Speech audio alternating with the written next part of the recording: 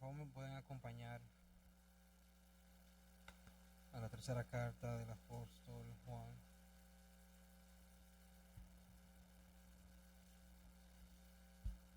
Ya lo leímos esta mañana, más temprano, pero lo leeremos otra vez. Cuando lo tengan, me acompañan con un amén. Tercera de Juan, solamente tiene un capítulo, versículo 1 al 8. Amén. Su palabra dice así: el anciano Agallo, el amado, a quien amo en la verdad. Amado, yo deseo que tú seas prosperado en todas las cosas y que tengas salud, así como prospera tu alma.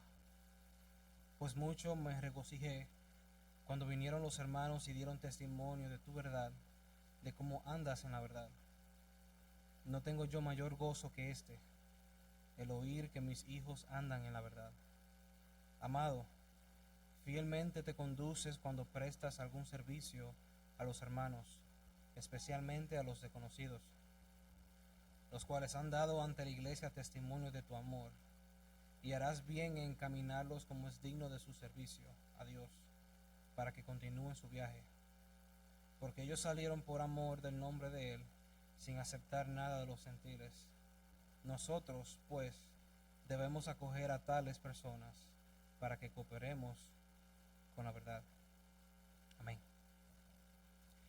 Y debo dar gracias por la oportunidad, y gracias a Dios, porque es con sus fuerzas y no con la mía.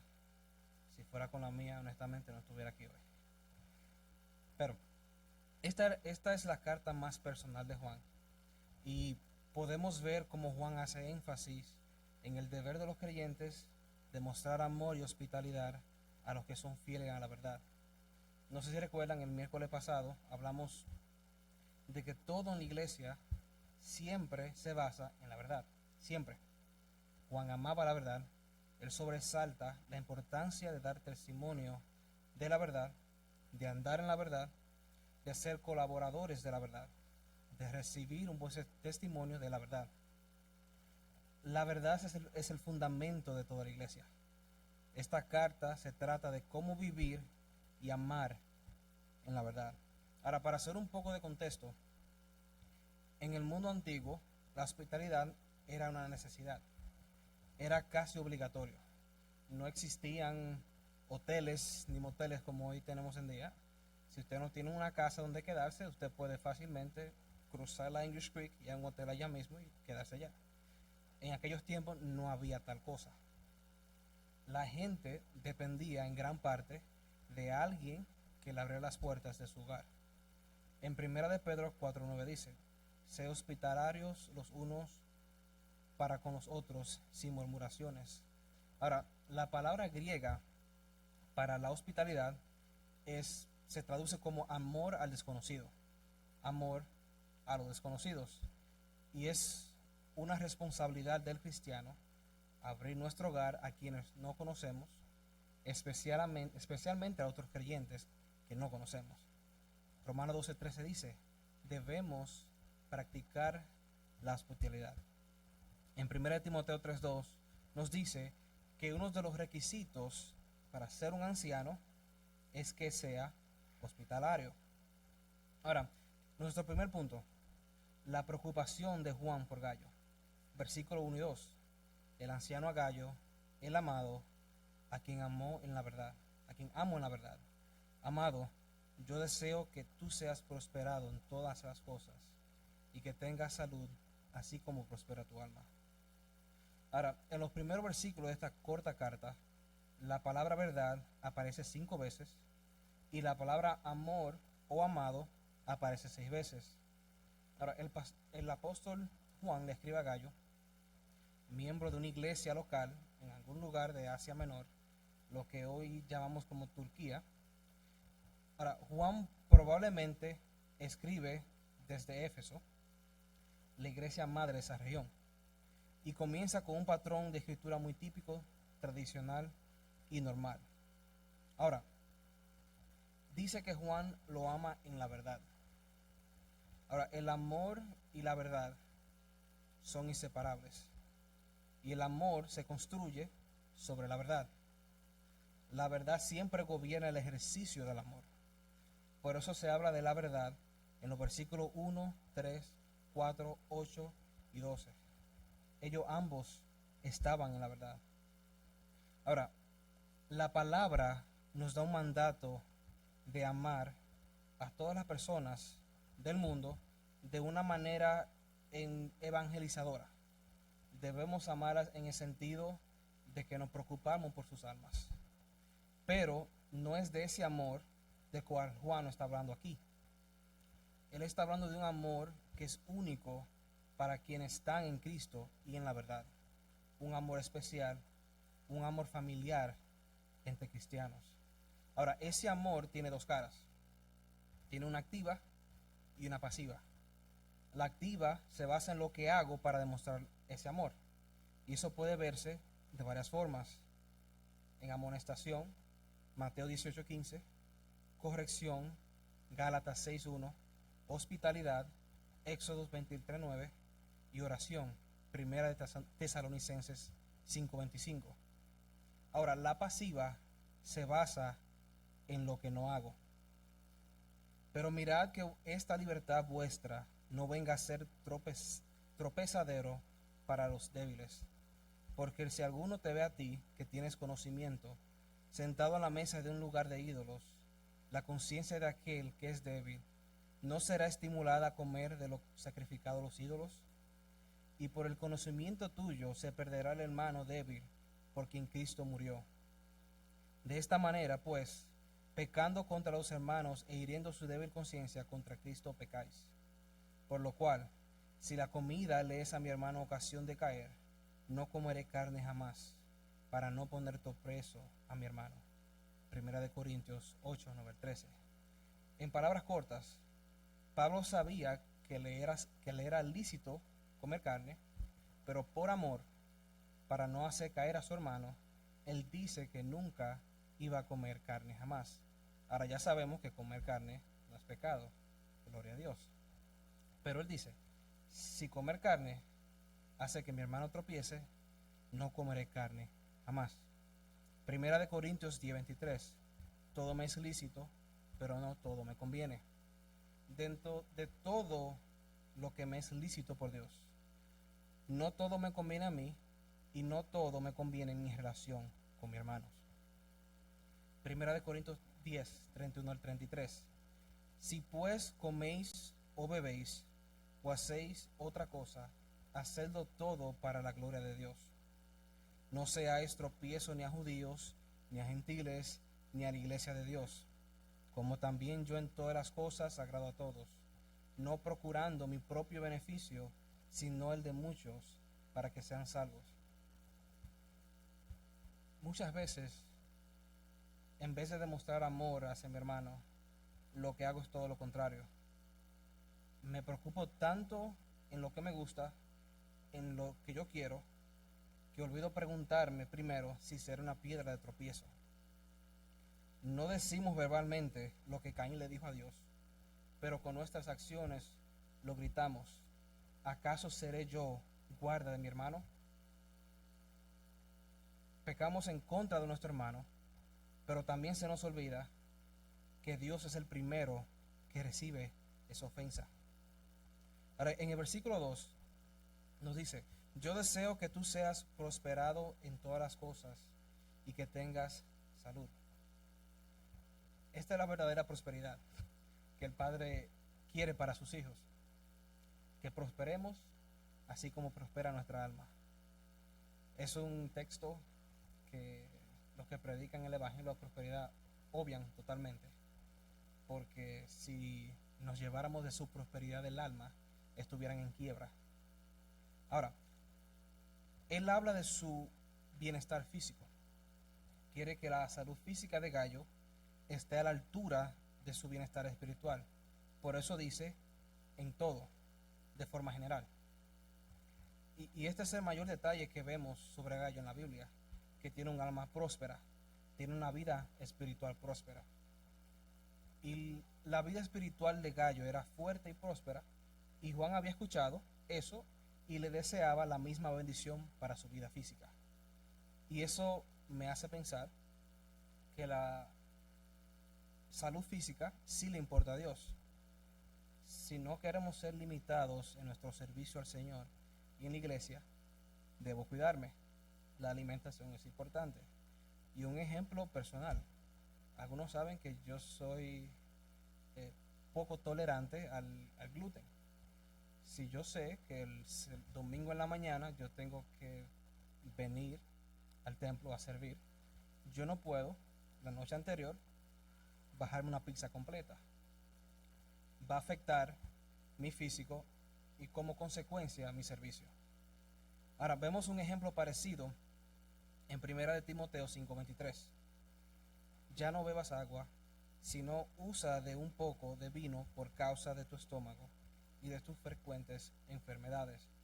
Y aquí vemos que Pablo está preocupado por la salud física de Timoteo. Dice, ya no bebas agua. Le dice, no bebas agua.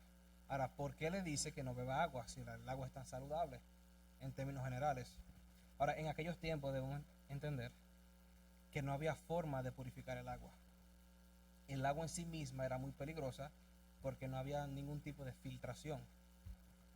Y una de las cosas que hacían para prevenir enfermedades a través del agua era que cogían el agua y la mezclaban con vino. Y el vino fermentado se convierte en alcohol y el alcohol mezclado con el agua purifica el agua.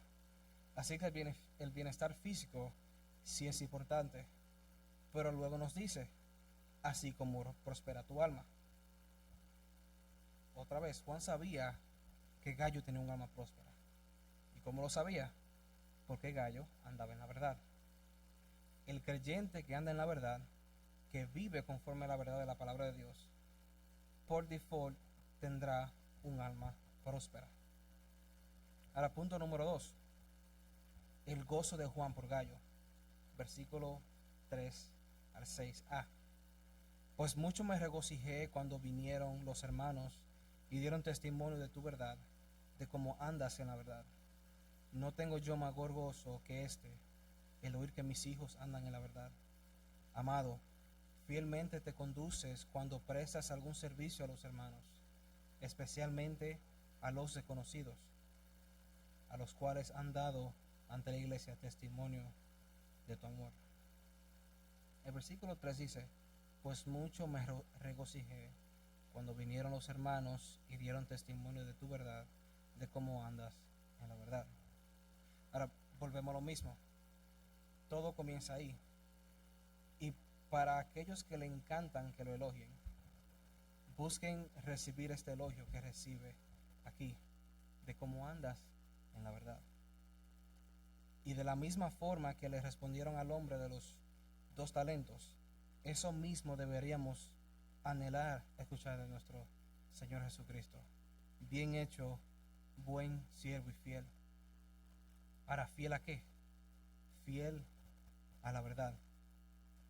No tengo yo mayor gozo que el oír que mis hijos andan en la verdad.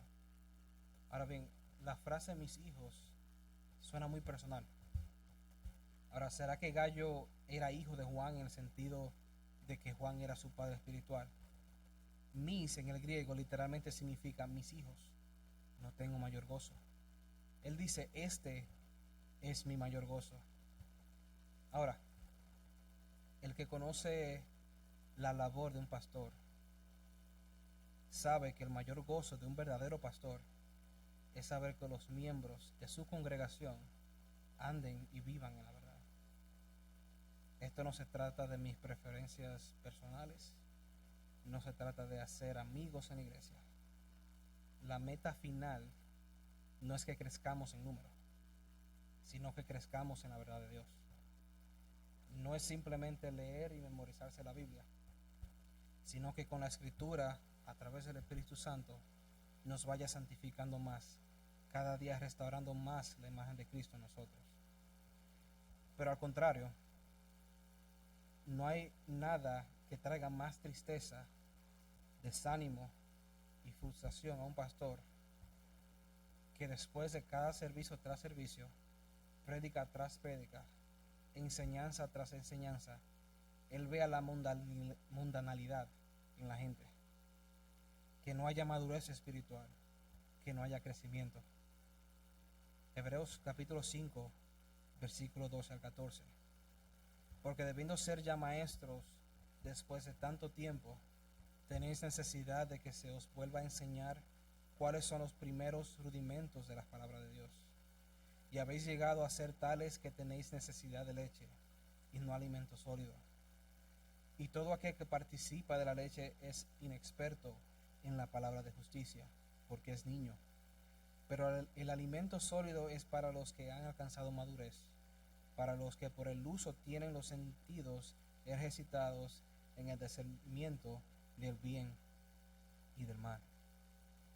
Ahora, hermanos, alguien que no crezca, hay dos posibilidades: o está muerto o hay un problema grave. Un niño que no crece o tiene algún problema genético, está enfermo, que no crece, o ese niño no tiene vida. El cristiano que se alimenta con la palabra de Dios, por default, va a crecer. Ahora el versículo 5 dice: amado, fielmente te conduces cuando prestas algún servicio a los hermanos, especialmente a los desconocidos, a los cuales han dado ante la iglesia testimonio de tu amor. Ahora, él actuó fielmente en todo lo que pudo por ellos, aunque eran totalmente desconocidos para él. Y él dice entonces que se pusieron enfrente de la iglesia y les contaron a todos sobre su amor. Ahora vemos a través de la escritura que Dios es enfático cuando se trata de los desconocidos y extranjeros. Salmo 146, 9a. Jehová guarda a los extranjeros. Deuteronomios 10, 17 al 19. Porque Jehová vuestro Dios es Dios de dioses y Señor de señores, Dios grande, poderoso y temible, que no hace acepción de personas ni toma cohecho, que hace justicia al huérfano y a la viuda, que ama también al extranjero, dándole pan y vestido. Amaréis pues al extranjero, porque extranjeros fuisteis en la tierra de Egipto. Éxodo 23, 9. Y no angustiarás al extranjero, porque vosotros sabéis cómo es el alma del extranjero, ya que extranjeros fuisteis en la tierra de Egipto. Malaquías 3:5. Y aquí Dios condena a los que rechazan a los extranjeros.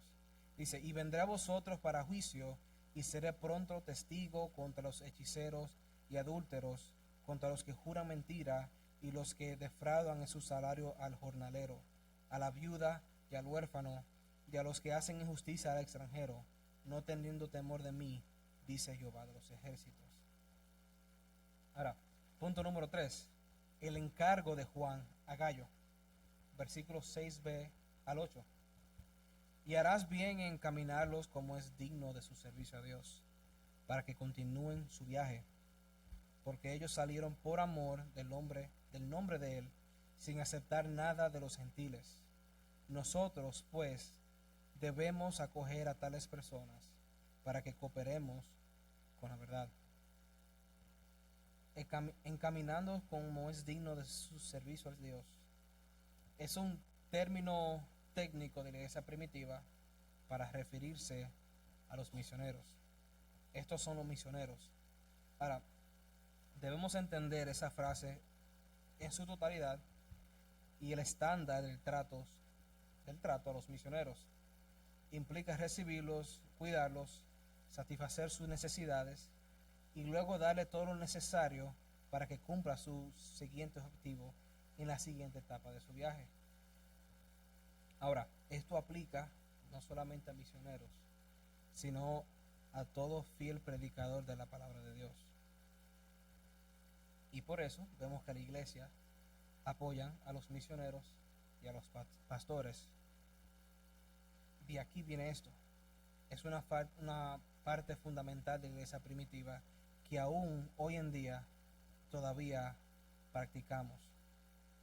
Ahora, eran predicadores que iban a todas partes proclamando el evangelio, plantando iglesias, fortaleciéndose.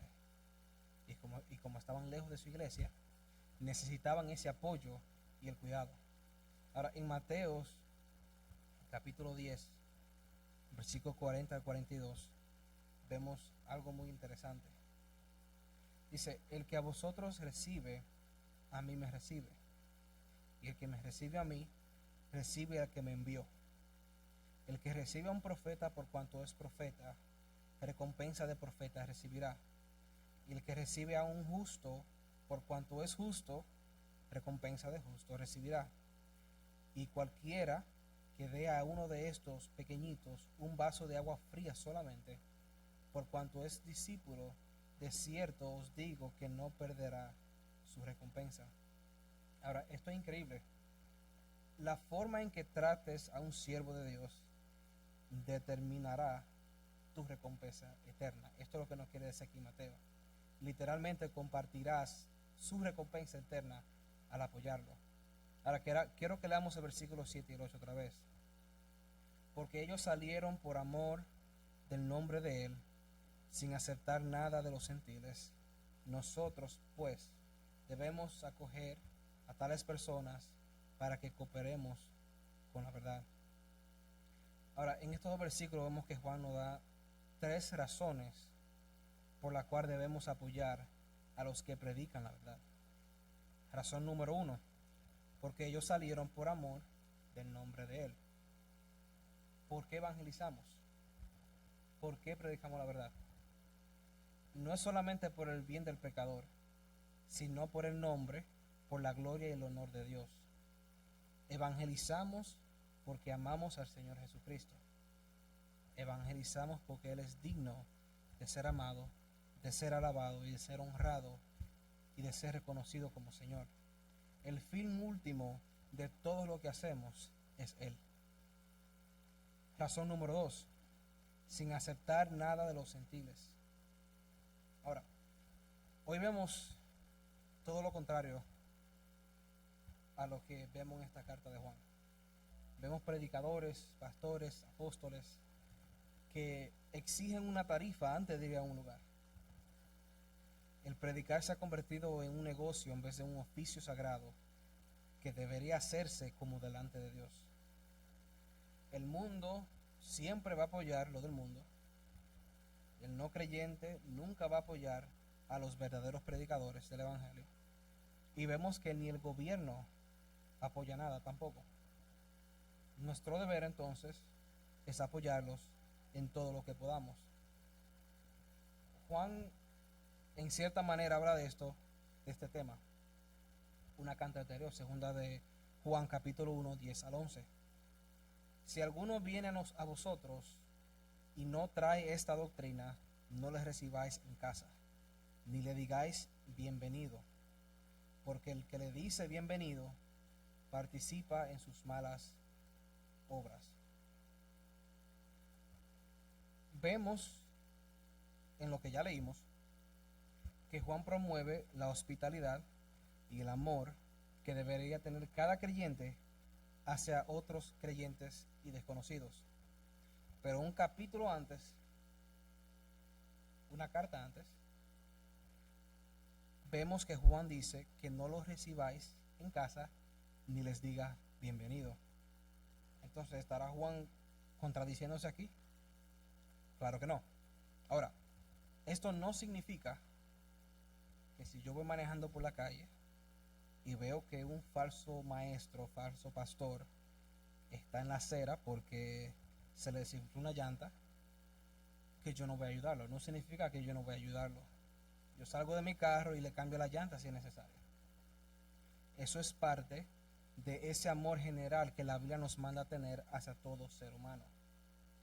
Ahora, lo que este texto nos quiere decir es que solamente nos unamos, que no solamente no nos unamos a sus enseñanzas y teología, sino que también que por consecuencia de ese amor a la verdad que ya tenemos como creyentes, no vamos a hacer absolutamente nada que lo ayude a ellos a promover la mentira, porque estaríamos siendo partícipes en sus malas obras. Hay un dato muy interesante. La Didache, creo que lo dije bien, era un escrito cristiano de la época de los apóstoles funcionaba como un código de cómo distinguir un falso profeta. Y decía, recibamos a todo apóstol, maestro o evangelista cuando llegue, como si fuere el Señor. Pero no debe quedarse allá más de un día. No obstante, en caso de necesidad, también el día siguiente. Si se queda 3 días, se trata de un falso profeta. Al partir, un predicador no debe aceptar nada más que comida suficiente para llevar hasta su siguiente alojamiento. Si pide dinero, es un falso profeta. Si fuéramos a publicar este párrafo en las redes sociales, se alarmaría medio mundo. Porque ese es el interés de hoy en día. ¿Cuánto voy a cobrar? ¿En qué hotel me voy a quedar? ¿Y qué tipo de transportación voy a tener? Si eso no está, yo no predico. Entonces se ha convertido en un negocio. Yo te doy buen precio por el evangelio, y si tú no pagas lo que yo estoy ofreciendo, pues tú no recibes evangelio. Ahora, razón número 3, para que cooperemos con la verdad.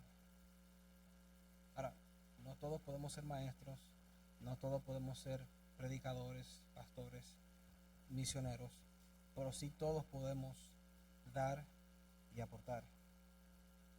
Este texto comienza hablándonos de la verdad y termina hablándonos de la verdad.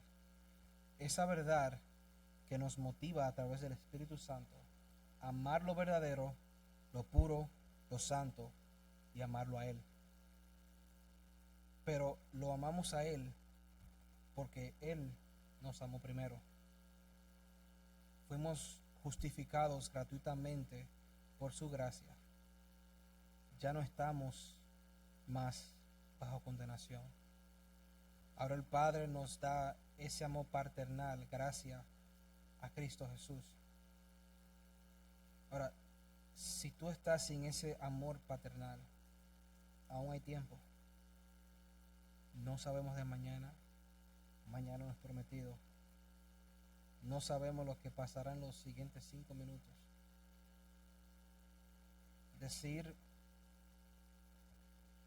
cuando llegue a viejo, entregaré mi vida,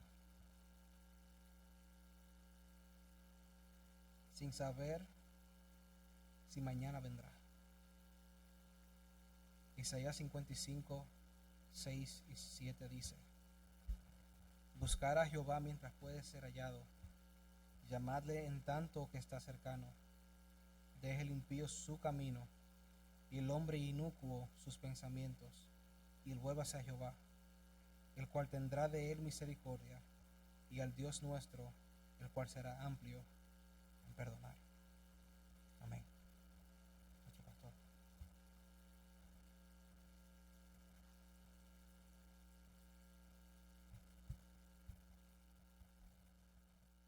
Si tú en esta